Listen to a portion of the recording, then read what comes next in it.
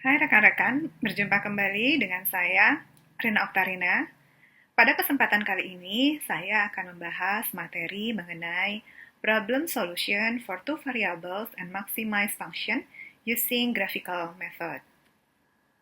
Setelah mempelajari modul ini, rekan-rekan diharapkan dapat menyelesaikan permasalahan maksimasi dengan dua variabel keputusan dengan menggunakan metode grafis. Tahapan menyelesaikan masalah dengan metode grafis terdiri atas 6 tahapan. Tahap pertama adalah memformulasikan masalah menjadi model matematis. Tahap kedua adalah membuat grafik dan membuat plot garis untuk setiap constraint. Kemudian tahap ketiga menentukan sisi valid dari setiap garis constraint. Tahap keempat adalah identifikasi visible solution area. Tahap kelima menemukan titik solusi yang paling optimal, dan tahap terakhir yaitu adalah menentukan titik objective function untuk titik solusi yang optimal. Tahap pertama, yaitu tahap memformulasikan masalah menjadi model matematis, telah kita pelajari pada modul kelima. Sehingga pada video kali ini kita akan melakukan tahap kedua sampai dengan tahap keenam. Untuk mempermudah pemahaman rekan-rekan, pada materi kali ini saya akan memberikan sebuah contoh soal. Contoh soalnya merupakan perusahaan furniture ABC yang telah kita bahas formulasi model matematisnya pada materi sebelumnya. Karena kita telah menyelesaikan tahap 1 pada materi sebelumnya, maka kemudian kita akan langsung lanjut kepada tahap kedua. Tahap kedua adalah membuat grafik dan membuat plot garis untuk setiap constraint. Sebelumnya, kita gambarkan terlebih dahulu sebuah grafik dengan dua sumbu, yaitu sumbu X dan sumbu Y, di mana sumbu X di sini merupakan sumbu untuk meja atau X1 dan sumbu Y adalah untuk kursi atau X2. Yang digambarkan di sini adalah untuk merupakan kedua constraint, yaitu kendala untuk kapasitas kayu dan untuk kapasitas meja. Namun, yang akan kita plotkan dulu garisnya adalah untuk kendala yang pertama, yaitu kendala kapasitas kayu. Kita ketahui sebelumnya bahwa kendala kapasitas kayu itu adalah 30x1 ditambah 20x2 sama dengan 300. Baik, berikutnya kita akan mencoba menghitung dulu. Jika seandainya x1 menjadi sama dengan 0, maka kemudian kita hitung berapakah nilai x2-nya. Jika x1 sama dengan 0, maka 30x1 ditambah 20x2 sama dengan 300, yaitu 30 dikali 0 ditambah dengan 20x2 sama dengan 300. Maka kita akan memperoleh 20x2 sama dengan 300, sehingga x2 sama dengan 15. Kemudian berikutnya kita akan lakukan perhitungan yang sama. Jika x2 sama dengan 0 sekarang, maka 30x1 ditambah 20x2 sama dengan 300, maka 30x1 ditambah 20 dikali 0 sama dengan 300. Sehingga 30x1 sama dengan 300. Dengan demikian, maka x1 sama dengan 10.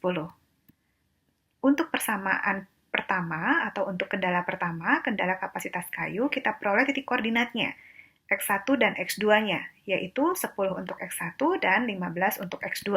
Kemudian berikutnya kita gambarkan plotnya, di mana x1-nya nilainya 10, x2-nya 15. Kemudian kita juga akan membuat plot garis untuk kapasitas yang kedua, yaitu kapasitas tenaga kerja, dengan persamaan 5x1 plus 10x2 sama dengan 110. Menggunakan cara yang sama, kita kemudian akan menghitung dulu untuk jika x1 sama dengan 0. Jika x1 sama dengan 0, maka 5x1 ditambah 10x2 sama dengan 110. Maka 5 kali 0 ditambah 10x2 sama dengan 110, sehingga 10x2 sama dengan 110. Dan kita peroleh x2 sama dengan 11. Berikutnya, kita buat jika x2 sama dengan 0. Maka 5x1 ditambah 10x2 sama dengan 110. 5x1 ditambah 10 dikali 0 sama dengan 110. Sehingga 5x1 sama dengan 110. Sehingga kita akan memperoleh x1 sama dengan 22. Berikutnya, kita akan memperoleh koordinat untuk kapasitas tenaga kerja, di mana x1 sama dengan 22 dan x2 sama dengan 11. Kemudian kita gambarkan plotnya pada grafik, akan seperti demikian, di mana x1 sama dengan 22 dan x2 sama dengan 11. Berikutnya adalah kita gambarkan kedua garis tadi ke dalam grafik. Sehingga kita bisa tahu terdapat dua kendala dan kita gambarkan plot garis ke dalam grafik yang telah kita buat. Kemudian berikutnya kita akan menentukan sisi valid dari setiap garis kontren. Karena tanda kendalanya adalah lebih kecil sama dengan, maka tentunya tanda kendala ini berpengaruh terhadap solusi areanya. Maka solusi area untuk memenuhi tanda kendala ini merupakan arsir ke bawah, yang seperti terlihat pada layar.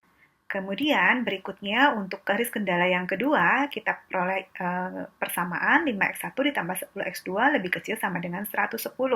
Sehingga tanda kendalanya atau area yang memenuhi visible solution area adalah sesuai dengan arah panah yang digambarkan.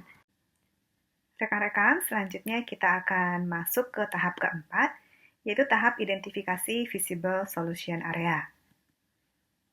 Berdasarkan plot garis yang telah kita buat pada tahap sebelumnya, kita memperoleh beberapa visible solution area.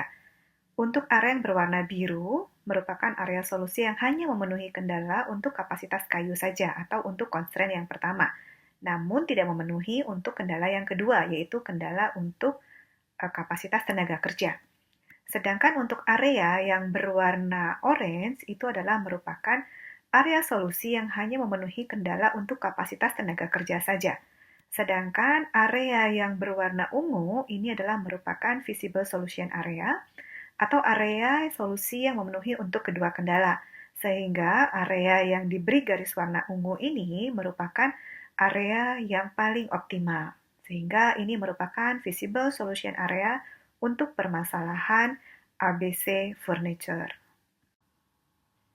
Setelah mengetahui visible solution area, berikutnya kita akan menghitung atau menemukan nilai-nilai koordinat untuk masing-masing titik visible solution area.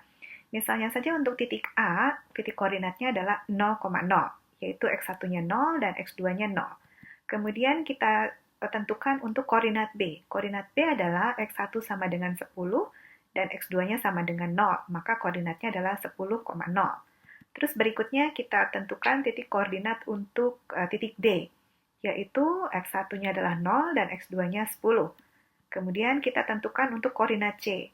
Nah, koordinat C ini kita tidak tahu nilainya berapa, karena ini merupakan titik perpotongan antara kedua constraint, yaitu constraint tenaga kerja dan constraint kayu. Sehingga dengan demikian kita harus menghitung berapakah nilai untuk titik koordinat ini. Untuk menghitung titik C, koordinat titik C, maka dapat dicari dengan menggunakan eliminasi Gauss-Jordan. Rekan-rekan, selanjutnya kita akan melakukan perhitungan untuk eliminasi Gauss-Jordan untuk menentukan koordinat titik C. Kita memiliki dua constraint, yaitu 30x1 ditambah 20x2 sama dengan 300 dan 5x1 tambah 10x2 sama dengan 110. Untuk dapat mengetahui titik koordinatnya, maka kita harus menggunakan eliminasi Gauss-Jordan, sehingga kita harus mengeliminasi dulu salah satu variabel, apakah X1 atau X2. Di sini, agar dapat mengeliminasi salah satu variabel, kita akan mengalihkan dengan angka 2 untuk baris constraint yang kedua, yaitu sekarang baris pertama tetap sama, yaitu adalah 30x1 ditambah 20x2 sama dengan 300, sedangkan baris constraint kedua kita kalikan dengan 2 semua, sehingga kita peroleh 10x2 ditambah 20x2 sama dengan 220. Kemudian untuk mengeliminasi salah satu variabel, kita akan mengurangi baris pertama dengan baris kedua, sehingga 20x2 pada baris pertama dan 20x2 pada baris kedua akan menjadi tereliminasi.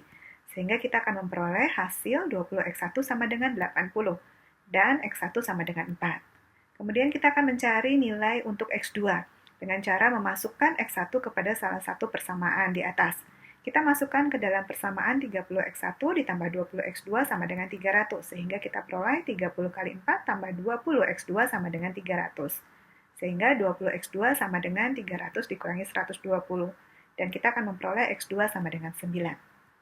Kemudian kita akan melakukan tahap ke-6, yaitu menentukan nilai objective function untuk titik solusi yang optimal. Kita peroleh sekarang untuk titik C, koordinatnya adalah 4 dan 9.